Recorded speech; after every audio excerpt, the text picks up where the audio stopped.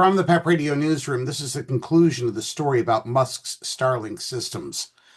The findings seen by the Associated Press didn't say when Russia might be capable of deploying such a system, nor detail whether it has been tested or how far along research is believed to be.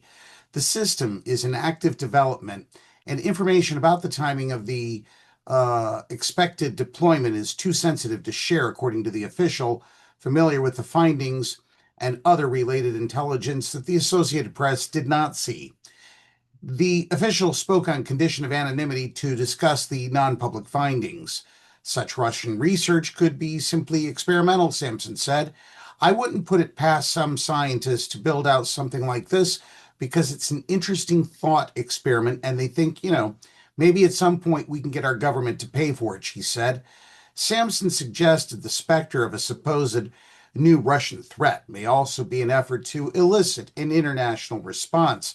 Oftentimes, people pushing these ideas are doing it because they want the U.S. side to build something like that or to justify increased spending on counter space capabilities or using it for a more hawkish approach on Russia, she said.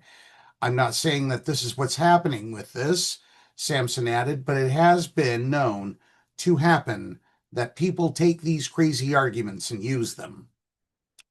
What we're talking about is Russia deploying a satellite system into space that could disrupt Elon Musk's Starlink satellite system and other satellites for communication, weapons deployment, and other civilian and military uses. The intelligence findings say the pellets that would be ejected from such a satellite system would be so small, just millimeters across, that they would evade detection by ground and space-based systems that can scan for space objects, which could make it hard to pin blame for any attack on Moscow.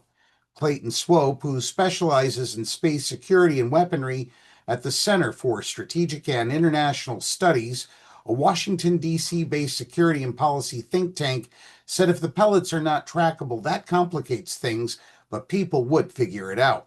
If satellites start winking out with damage, I guess you could put two and two together, he said. Exactly how much destruction tiny pellets could do isn't clear.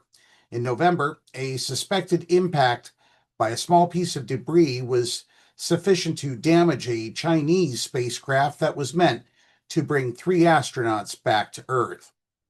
Most damage would probably be done to the solar panels because they're probably the most fragile part of satellites, Swope said. That'd be enough, though, to damage a satellite and probably bring it offline. Such an attack, well, after one anyway, pellets and debris would over time fall back toward Earth, possibly damaging other orbiting systems on their way down, analysts say. Starlink's orbits are about 550 kilometers or 340 miles above the planet.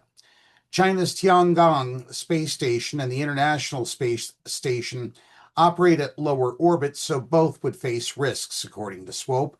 The space chaos that such a weapon could cause might enable Moscow to threaten its adversaries without actually having to use it, Swope said. It definitely feels like a weapon of fear, looking for some kind of deterrence or something, he said. Samson said the drawbacks of an indiscriminate pellet weapon could steer Russia off such a path. They've invested a huge amount of time and money and human power into being, a space power, she said. Using such a weapon would effectively cut off space for them as well, Samson said. I don't know that they would be willing to give up that much. That's what we know about this story from the PEP Radio Newsroom. I'm David Moore.